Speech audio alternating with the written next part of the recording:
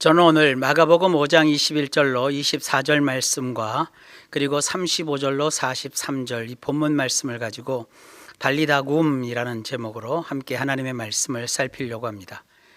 예수님께서 큰 무리가 몰려드는 가운데 바닷가에서 가르치심과 병 고치심 등 다양한 사역을 하셨는데 회당장 가운데 야이로라고 하는 사람이 찾아와서 예수님을 뵙고 그 발 아래 엎드려서 간곡히 간청합니다. 내 어린 딸이 죽게 되었사오니 오셔서 그 위에 손을 얹으사 그로 구원을 받아 살게 하소서. 이에 응하여 우리 주님께서 그와 함께 가십니다. 그곳에 있던 큰 무리도 주님을 빙둘러 에워싸 밀면서 따라갑니다. 가시던 도중 회당장의 집에서 사람들이 와서 흉한 소식을 전합니다. 당신의 딸이 죽었나이다. 어찌하여 선생을 더 괴롭게 하나이까? 예수께서 그 하는 말을 곁에서 들으시고 회당장에게 이르십니다. 두려워하지 말고 믿기만 하라. 그리고 베드로와 야고보와 야고보의 형제 요한 외에 아무도 따라옴을 허락하지 않으십니다. 회당장의 집에 도착합니다. 예수께서 사람들이 울며 통곡하며 떠드는 것을 보시고 들어가셔서 그들에게 말씀하십니다. 어찌하여 떠들며 우느냐? 이 아이가 죽은 것이 아니라 잔다. 거기 있던 사람들이 그 아기가 죽은 것을 아는 거로 예수님을 비웃습니다. 그러는 그들을 예수님은 다 내보내십니다. 아이 부모와 일행만 데리고 아이가 있는 곳으로 들어가십니다. 축 늘어진 그 아이의 손을 잡고 아람어로 말씀합니다. 달리다 쿰. 이를 번역하면 곧 내가 네게 말하노니 소녀야 일어나라고 하신 것입니다. 그러자 소녀는 곧 일어납니다. 그리고 걷습니다. 이 소녀의 나이는 12살입니다. 사람들이 곧 크게 놀라고 놀랍니다. 예수께서 이 일을 아무도 알지 못하게 하라고 사람들에게 많이 경계하시고 소녀에게 먹을 것을 주라고 말씀하십니다. 이 죽었던 자가 다시 살아나는 놀라운 기적에서 오늘날 우리에게 하나님이 주시는 교훈을 말씀드리고자 합니다. 먼저 이 기사에서 눈에 띄는 것은 본문 전체에 흐르는 제3자의 관점입니다. 공연을 보기 위해 여러 곳에서 다양한 사람이 몰려오듯이 예수님이 바닷가에서 행하시는 신기한 일들과 특별한 가르침을 구경하러 큰 무리가 몰려들었습니다. 볼거리가 있는 곳에 사람들이 몰리는 것은 고대 사회나 지금이나 다 똑같습니다. 유대인이면 누구나 의무적으로 다 다녀야 하는 회당인지라 당시 그 지역에서 그를 모르면 간첩일 정도로 유명했던 회당장 야이로가 예수님을 찾아와 공개적으로 발 아래 엎드려 어른 딸이 죽게 되었으니 오셔서 살려달라며 간청을 하니 사람들의 시선이 모두 그리로 집중되었습니다. 무리의 반응이 어땠는지 얼마든지 상상이 됩니다. 더러는 이제 됐네, 잘 됐어, 이번에도 예수님이 깨끗이 고쳐주실 거야. 또는 쇼도 정도껏 해야지, 이번에는 딸이 죽어가고 있다잖아. 안 되는 것은 안 되는 것이야. 예수님이라 해도 자연의 이치를 거스를 수가 없어. 어떤 이는 믿져야 본전이잖아. 과연 이번에는 어떤 일이 벌어질까? 군중 심리는 무슨 원칙이나 바른 방향이 있는 것이 아닙니다. 누가 이 말하면 그리로 와 하고 쏠리고 누가 저 말하면 저리로 와 하고 몰려가는 것이 군중 심리입니다. 회당장 야이로가 간청하자 예수님이 하시던 사역을 멈추고 흔쾌히 일어나 야이로와 함께 그의 집으로 향하십니다. 그 많은 무리가 예수님 일행을 애워싸면서 앞서거니 뒤서거니 하며 왁자지껄 웅성거리면서 따라갑니다. 이런 장면은 오늘날도 우리에게서 흔히 볼 수 있습니다. 소위 민주주의는 다수결의 원칙으로 하는 것이라면서 다수의 사람이 어떤 일에 대하여 지지하는지 반대하는지 그런 의견을 여론조사라는 것을 통해 알아보고 그 결과를 전문가들이 분석합니다. 국회에서 법을 만들 때에도 정부가 뭔가 정책을 세우거나 집행하면서 특히 요즘 같은 때에는 정치 분야에서 민심의 동향을 매우 중시합니다. 다수의 의견이 곧 민심이라고 천심이라고 하는 이 생각이 얼마나 허망한지 최근 화제가 되고 있는 영화 오징어 게임에서 잘 보여주고 있지 않습니까? 사람을 죽여야 하는지 살려야 하는지 이 일에 대하여 처음에는 인륜이니 윤리니 이런 캐캐묵은 전통적 관념에서 정의로운 척하다가 수백억 원의 돈다발이 눈앞에 지시되고 살아남은 자가 그 돈을 다 차지한다는 단서가 붙자 사람 목숨은 안중에도 없고 오직 이기는 자가 다 차지하는 승자 독식의 그 냉혹하고 비루한 생각에 모든 사람의 마음이 사로잡힙니다. 그 순간 삽시간에 내 옆에 있는 사람은 우정과 훈훈한 인정을 나누며 험난한 인생을 함께 살아갈 친구나 동료가 아니라 생사가 걸린 경쟁자, 라이벌이 됩니다. 내가 살려면 상대가 죽어야 하는 구조가 됩니다. 이런 것이 기본적으로 깔려 있는 것이 군중 심리이고 여론의 흐름입니다. 이런 것을 학자들이 이론으로 정립해 놨습니다. 일명 킹메이커라는 모사꾼들이 민중의 심리를 교묘하게 움직여 자기들에게 유리한 쪽으로 몰아갑니다. 이익을 위해서라면 권력자들이 때로 가짜 뉴스를 만들어 민간에 퍼치기도 하고 특정 사건을 크게 부풀리기도 하고 때로는 아무 일도 없었던 것처럼 묻어버리기도 합니다.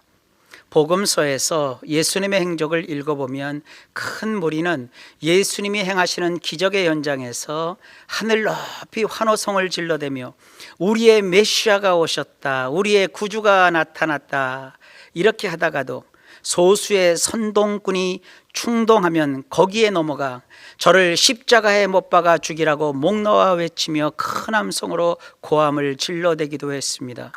예수님은 단 한 번도 그런 군중들의 여론이나 추위에 자신의 삶과 사역을 내맡기지 않으셨습니다.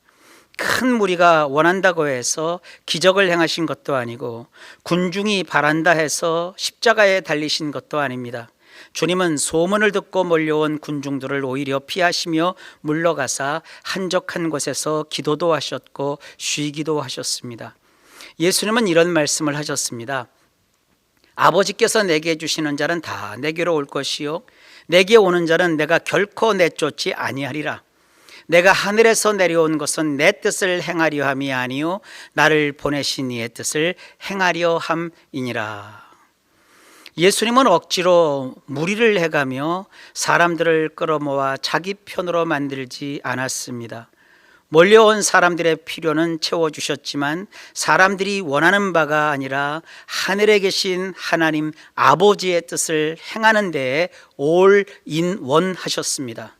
주님께로 나온 큰 무리를 보실 때 그 목자 없는 양 같음으로 인하여 불쌍히 여기사 이에 여러 가지로 가르쳤고 오병이어의 기적으로 배불리 먹여 주셨고 그들의 병을 고치셨습니다. 예수님이 고치신 사람들을 그 당시 의사였던 누가는 다른 복음서 기자들인 마태, 마가, 요한과는 달리 이렇게 구체적으로 성경에 적시해 놓았습니다. 마침 그때에 예수께서 질병과 고통과 및 악귀 들린 자를 많이 고치시며 또 많은 맹인을 보게 하신지라. 질병은 노소스라고 해서 각종 육체 질환을 뜻하고 고통은 마스틱스라고 해서 채찍에 맞을 때 느끼는 통증, 요즘으로 하면 통증 의학과에서 다루는 각종 아픔을 뜻합니다. 악귀 들린 자는 사실 정확한 번역이 아닙니다. 이는 푸뉴마 포네로라고 하는데 푸뉴마는 인간을 구성하는 보이지 않는 요소란 뜻으로 정신적, 심리적 부분을 뜻합니다. 포네로는 나쁜 쪽으로 정상에서 벗어난 상태를 말합니다. 그래서 푸뉴마 포네로는 각종 시민성 질환을 의미합니다. 귀신 들림은 다이모니조마이라고 해서 다른 용어가 따로 있습니다. 이로 볼 때 정신과에서 의료적으로 치료를 받아야 하는 우울증, 조울증, 공황장애, 치매, 조현증, 곧 정신분열증, 망상장애, 무언증, 행동장애, 성격장애 등은 귀신 들림과는 완전히 다른 종류의 질병입니다. 다이모니조마이는요, 귀신이 일으키는 질병이라 기도를 통해 귀신이 쫓겨나가면 그 자리에서 즉시 고침을 받지만 푸뉴마 포네로라는 것은요 시민성 질환입니다. 이는 반드시 전문의를 통해서 꾸준한 상담과 치료 그리고 자기관리와 조절로 치료를 받아야 합니다. 그런데 참 감사하게도 오늘날도 우리 주님은 그 가지신 치료의 능력으로 수개월에서 수년 이상 아니면 평생 약물과 치료를 받으며 관리해야 하는 푸뉴마 포네로라는 시민성 질환도 고쳐주신다는 사실입니다. 저는 어제나 오늘이나 동일하게 일하시는 살아계신 주 예수님을 믿기에 공예배에 따로 한 5분 정도 시간을 내어 목회 기도를 통해 주님이 행하신 치료의 사역을 계속 이어가고 있는 겁니다.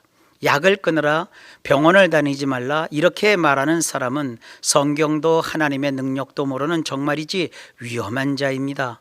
예수님은 우리를 고치시되 일반 은총과 특별 은총이라는 방법을 다 사용하십니다. 예수님은 지상 공생의 기간에도 의사의 치료 행위를 인정하셨습니다. 병든 자에게는 의원이 쓸 때 있다고 하셨습니다. 의원을 이아트로스라고 하는데요, 이는 육체의 질환을 치료하는 자란 뜻입니다. 오늘날로 하면 의사 곧 닥터입니다. 혹 주변에서 믿음을 들먹이며 약을 먹지 말라든지 병원에 다니지 말라든지 하는 사람이 있다면 일단 선을 긋고 삼가 조심해야 합니다. 약 안 먹는 것이 신앙 좋은 것이 아닙니다. 병원 안 다니는 것이 내 믿음이 이 정도로 훌륭하고 대단하다고 뻐길 수 있는 그런 자랑거리가 아닙니다. 그것은 예수님보다 자기가 높다고 허세를 떠는 또 다른 하나의 교만일 수 있습니다. 의사를 예수님이 인정하셨습니다. 병에 걸린 사람이 의사를 찾아 치료를 받는 것은 아주 당연한 것입니다. 그리고 예수님은 그 신분이 또한 의사이기도 하십니다. 구약에서 주님은 자기 자신을 소개하시면서 나는 너희를 치료하는 여호와라고 하셨습니다. 이를 원문으로 보면 여호와 로페카라고 하는데, 이 로페라는 말은 번역하면 의사라는 뜻입니다. 자꾸 이것을 로페라고 하지 않고 라파라고 하는데, 기왕에 히브리어를 사용하시려면 우리 성도님들은 라파라는 말을 하지 마시고 정확하게 의사라는 명사형으로 로페라고 하시면 좋겠습니다. 여호와 로페는 주님은 의사이시다라는 뜻입니다.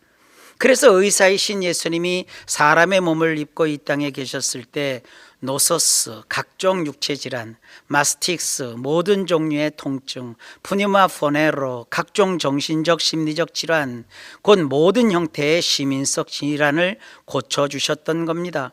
그리고 맹인까지 보게 하십니다.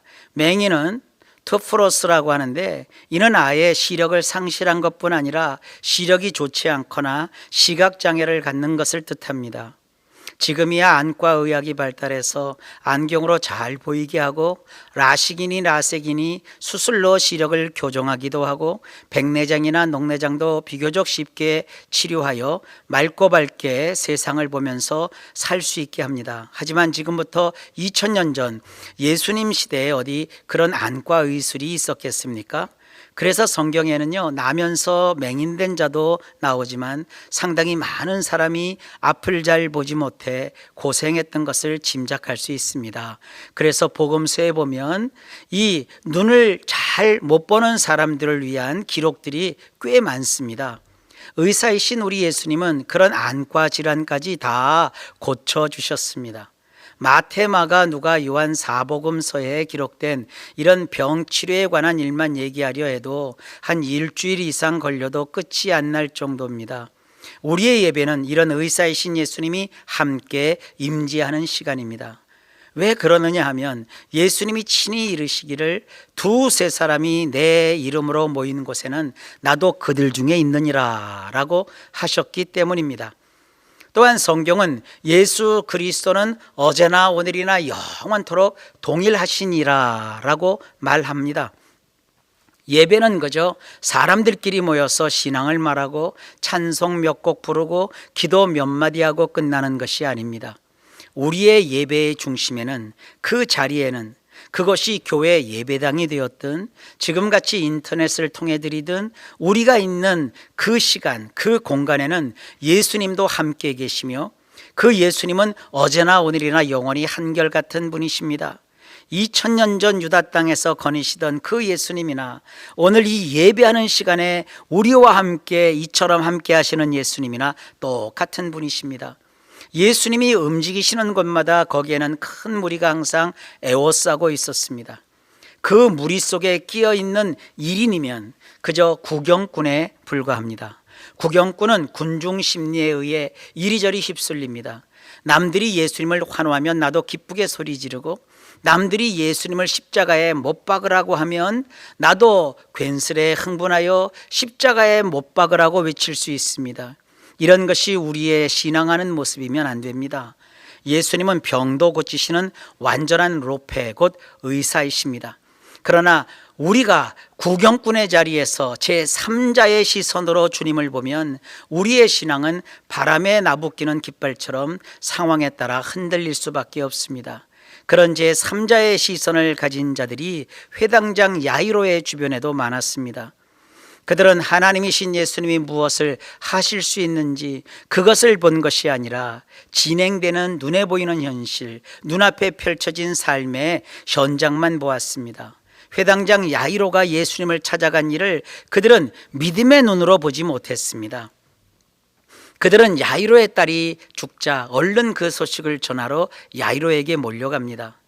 예수님의 일행을 모시고 자기 집으로 향하던 야이로를 길에서 만나 비보를 전합니다. 당신의 딸이 죽었나이다. 어찌하여 선생을 더 괴롭게 하나이까? 이 말투를 보면 제법 예의를 갖춘 듯 보입니다. 하지만 그러지 않습니다. 비난하는 투입니다. 어찌하여 선생을 더 괴롭게 하나이까? 이걸 원문대로 다시 얘기해 보면, 그 선생을 붙잡고 늘어져서 무슨 뾰족한 수가 생기겠느냐? 이미 내 딸은 죽었다고 이 답답한 사람아, 이런 투입니다. 차라리 곁에 붙어서 임정이나 제대로 지켰어야지 뭔 영화를 보겠다고 그런 선생에게 달려와서 부탁하느냐 이겁니다. 그 자리를 비워 딸이 죽는 것도 못 본 그 야이로를 탓하는 거예요. 이것이 요즘도 우리 주변에서 흔히 볼 수 있는 제3자의 관점, 가장 이성적이고 합리적이고 이치에 닿는 세상 사람들의 시선입니다. 뭔 영화를 보겠다고 교회를 다니느냐? 예수 믿는다고 잘 살고 병 낫고 팔 잡히고 자식 잘 되고 무탈하면 다 교회 다니지. 사람이 앞뒤 봐가며 정도껏 믿어야지. 내 코가 지금 석자나 빠졌는데 무슨 놈의 신앙이냐? 혹시 예수님이시라면 죽어가는 내 딸이 살 수 있지 않을까? 이런 기대조차 조롱하고 갖지 못하게 하는 것이 제3자의 시선입니다. 사람들은 믿노라 하면서도 그런 제3자의 시선을 하나님이 하시는 말씀보다 더 의식합니다. 더 의존합니다. 그런데 성경은 우리 예수님이 그들이 하는 말을 곁에서 들으셨다고 기록합니다. 이럴 때 가만히 계신다면 사실 우리 예수님이 아니시죠. 예수님은 즉시 이렇게 단호하게 그 한 사람 야이로에게 말씀합니다. 두려워하지 말고 믿기만 하라. 원어로 보면 더 강력합니다. 메 포부 모논 피스투에. 아니야, 두려워하지 마. 그냥 믿어. 그렇습니다. 그냥 믿어. 믿으면 됩니다. 주님은 야이로에게 장황하게 설명을 늘어놓지 않았습니다. 딱 잘라 말합니다. 아니야, 그냥 믿어. 누가 믿음을 흔드는 소리를 합니다. 아니야, 그냥 믿어. 누가 기도하지 못하게 방해합니다. 아니야, 그냥 믿어. 누가 장광소를 늘어놓으며 마름을 심란하게 만듭니다. 아니야, 그냥 믿어. 이 생각 저 생각하며 속이 끓고 살아온 인생이 분하고 절망감과 좌절감이 몰려오고 억장이 무너져 내립니다. 그럴 때 주님이 말씀합니다. 아니야, 그냥 믿어. 주님의 말씀입니다. 그게 아니야, 그냥 믿으라고. 믿어. 아주 단호하게 말씀합니다. 너희 중에 누가 염려함으로 그 길을 한 자라도 더할 수 있겠느냐라고 하셨습니다. 우리는 걱정하고 염려하려고 이 땅에 태어난 사람이 아닙니다. 염려한다고 내 책임을 다하는 것이 아닙니다. 걱정 근심은 오히려 마음을 상하게 하고 주님을 향한 믿음이 흐트러지게 됩니다. 생각이 복잡하고 인생길이 꽉 막혀 아무것도 안 보일 때 이런 주님의 단호한 음성에 아멘 하시기 바랍니다. 아니야, 그냥 믿어. 그리고 예수님은 야이로를 위하여 특단의 조치를 취하십니다. 주변 사람들을 다 물리시고 베드로와 야고보와 야고보의 형제 요한 외에 아무도 따라옴을 허락하지 않으십니다. 오늘날에도 예수님은 제3자의 시선에서 강 건너 불구경하듯이 금 나와라 은 나와라 훈수하는 사람들과는 함께 일하지 않으십니다. 장기나 바둑판 혹은 축구나 야구 경기에서 제3자의 위치에 있는 자들은 아무 말이나 다 해댑니다. 이기면 자기 말대로 해서 이겼다고 하고 지면 자기 말대로 하지 않아서 졌다고 합니다. 그러나 중요한 것은 실제 연장에서 기량을 발휘해야 하는 출전 선수들입니다. 그들의 평상시 연습량과 그날의 컨디션과 작전 전략에 따라 승패가 갈립니다. 그날 예수님은 죽은 소녀를 살리기로 마음먹으셨습니다. 그런데 제3자들이 나타나 미주알 고주알하며 주님의 그 거룩한 행보를 가로막습니다. 주님의 시선에서 그날의 주인공은 회당장 야이로와 그 딸이었습니다. 이 죽은 자가 주님 말씀 한마디에 그 자리에서 다시 살아나는 기적의 현장을, 주님의 뒤를 이어 이 새로운 교회 시대를 이끌어갈 베드로, 야고보, 요한 이 3인의 사도들의 대표가 함께 참관하는 것이 그날 주님이 가지신 계획이었습니다. 야이로의 집에 도착하니 웅성거리며 떠드는 사람, 울며 심히 통곡하는 사람으로 가득했습니다. 예나 지금이나 상가에는 사람이 와서 북적대는 것이 흔한 일입니다. 그런데 야이로와 함께 뒤늦게 도착한 새파랗게 젊은 30대의 예수님이 나서서 사람들이 볼 때 상식에 어긋나는 말씀을 하시거든요. 너희가 어찌하여 떠들며 오느냐, 이 아이가 죽은 것이 아니라 잔다 그러십니다. 예수님의 이 말은 듣기에 따라 예수님은 상식이 없어도 어쩜 그렇게도 없으실까, 공감 능력이 떨어지는 분이 아니신가, 상황 판단을 제대로 못하시는 분이 아닌가, 이렇게 느껴질 수도 있습니다. 사람이 죽었는데 그 장례를 치러야 하는 상가에 사람들이 모여서 떠들며 우는 것은 당연한 일이 아닌가요? 이렇게 물어볼 수도 있습니다. 그것은 사람들의 시선에서 볼 때야 그런 것입니다. 사람의 눈에는 죽은 소녀이지만 예수님의 눈에는 죽음에서 다시 살아난 소녀였습니다. 사람들은 그 똑같은 시간 같은 장소에서 죽음만 보았지만, 그래서 슬퍼하며 통곡하는 것이 최선이었지만 주님 눈에는 생명이 보였습니다. 사람들 눈에는 주님이 이상했지만 주님 눈에는 사람들이 오히려 이상한 겁니다. 사람이 잠자고 있다고 그들이 몰려와 아이고 불쌍해서 어쩌나, 원통해서 어쩌나 그렇게 통곡하고 있으니 이 얼마나 우스꽝스럽습니까? 어처구니 없는 행동입니까? 그렇지만 주님이 보실 때 그 소녀는 죽은 것이 아니라 단지 잠자고 있는 숲속의 귀엽고 깜찍한 공주에 지나지 않습니다. 우리가 믿음의 눈을 가지고 주님의 시선에서 우리 사는 세상과 우리에게 주어진 우리가 살아야 할 인생을 볼 때도 마찬가지입니다. 묻습니다. 나는 지금 나의 인생을 세상 사람의 시선으로 보고 있는가? 아니면 날 구원하신 창조주 우리 주 예수님의 시선으로 보고 있는가? 잘 모르겠으면, 잘 안 보이면 주님께 오늘부터 이렇게 기도하시기 바랍니다. 주님, 제 눈을 밝게 열어주사 제 사는 인생을, 제가 살아가야 할 인생을 주님의 시선으로 볼 수 있게 하옵소서. 아이가 죽은 것이 아니라 잔다라고 하신 주님을 향해 비웃음을 사람들이 보냅니다. 사람들은 그 소녀가 이미 죽은 것을 확인했기 때문이죠. 우리가 세상을 이성적으로 합리적으로 전망하고 분석하고 판단하고 생활하는 것은 바람직하고 또 옳습니다. 그러나 그것이 전부가 아닙니다. 믿음으로 사는 사람은 때로 이성, 그것을 초월하여 하나님의 입장에서, 하나님의 시선에서 내 인생을 볼 줄 알아야 합니다. 아브라함이 좋은 예입니다. 기록된 바 내가 너를 많은 민족의 조상으로 세웠다 하심과 같으니, 그가 믿은 바 하나님은 죽은 자를 살리시며 없는 것을 있는 것으로 부르시는 이시니라. 아브라함이 바랄 수 없는 중에 바라고 믿었으니 이는 내 후손이 이 같으리라 하신 말씀대로 많은 민족의 조상이 되게 하려 하심이라. 그가 100세나 되어 자기 몸이 죽은 것 같고 사라의 태가 죽은 것 같음을 알고도 믿음이 약하여지지 아니하고, 믿음이 없어 하나님의 약속을 의심하지 않고 믿음으로 견고하여져서 하나님께 영광을 돌리며 약속하신 그것을 또한 능히 이루실 줄을 확신하였으니 그러므로 그것이 그에게 의로 여겨졌느니라.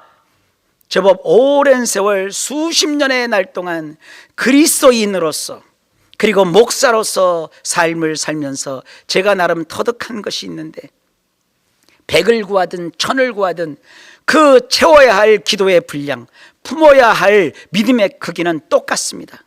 작게 구한다고 조금 기도하거나 눈곱만큼만 믿으면 안 됩니다.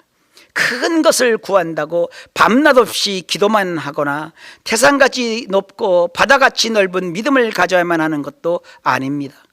크든 작든 소박한 거리든 귀한 것이든 믿음은 겨자씨만한 크기면 되고, 기도는 진심을 담아 하나님이 오케이 하고 결제하시면 됩니다.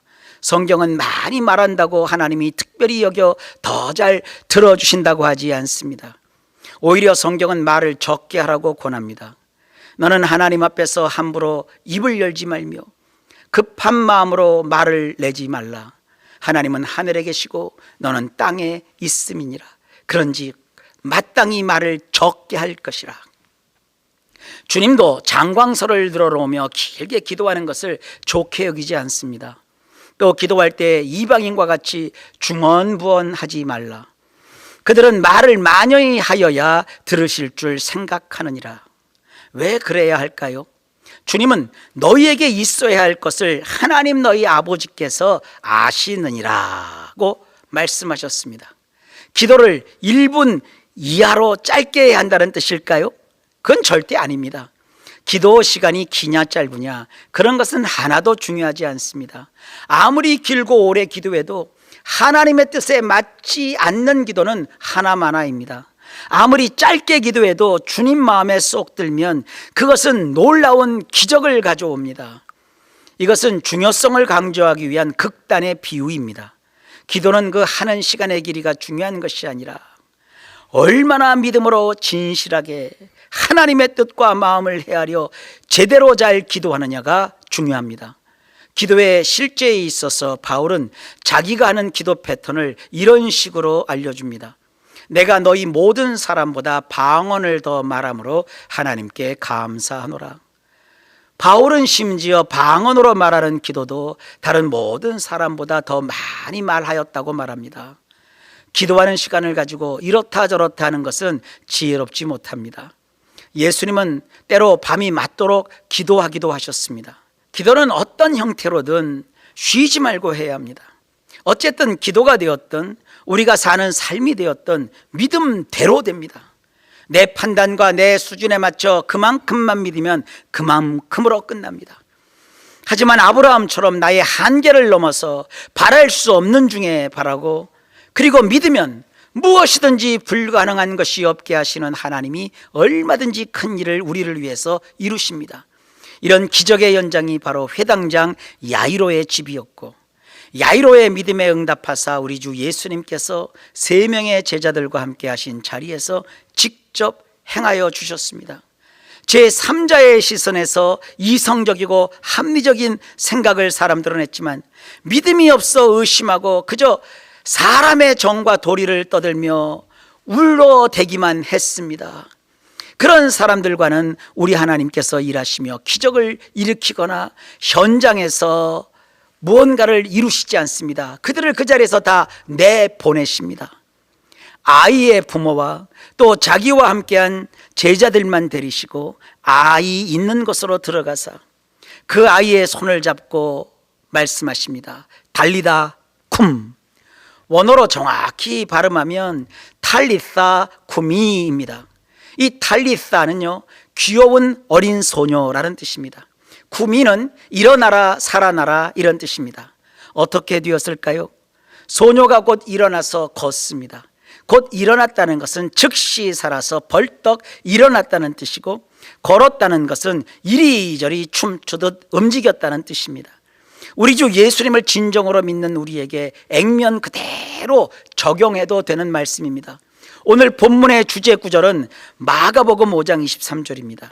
내 어린 딸이 죽게 되었사오니 오셔서 그 위에 손을 얹으사 그로 구원을 받아 살게 하소서. 이 야이로의 간청에 주님이 응답하신 일이 바로 달리다쿰입니다. 구원이란 그런 겁니다. 구원은 내세에 천국 영생을 의미하고, 현세에서는 죽은 딸이 살아 벌떡 일어나서 사뿐사뿐 즐겁고 귀엽게 뛰는 달리다쿰을 의미합니다. 주님은 우리를 이름으로 부르십니다. 아무개야, 쿰이 곧 일어나라, 살아나라. 그 주님의 말씀에 죽었던 자가 살아 벌떡 일어나서 덩실덩실 사뿐사뿐 나비처럼 너풀너풀 강아지처럼 공둥공둥 춤추듯 뛰며 다시 얻은 삶으로 기뻐하고 행복해하는 그런 것, 그것이 주 예수님이 십자가에 달려 피 흘려 죽으시고 부활하여 완성하신 구원, 그것의 참 모습입니다. 이 구원의 축복을 영원히 받아 누리는 우리 모든 사랑하는 주함께교회 성도님들이 다 되시기를 간절히 축원합니다. 하나님 아버지, 우리에게도 달리다쿰, 그 자리에서 살아 일어나라 말씀하옵시고, 그것이 우리의 현실이 되도록 함께해 주시며, 그렇게 하신 주님을 작은 입을 크게 벌려 덩실덩실 춤추는 인생으로서 자랑하고 증거하여 주님의 영광을 드러내게 하여 주옵소서. 예수님 이름으로 간절히 기도하옵나이다. 아멘.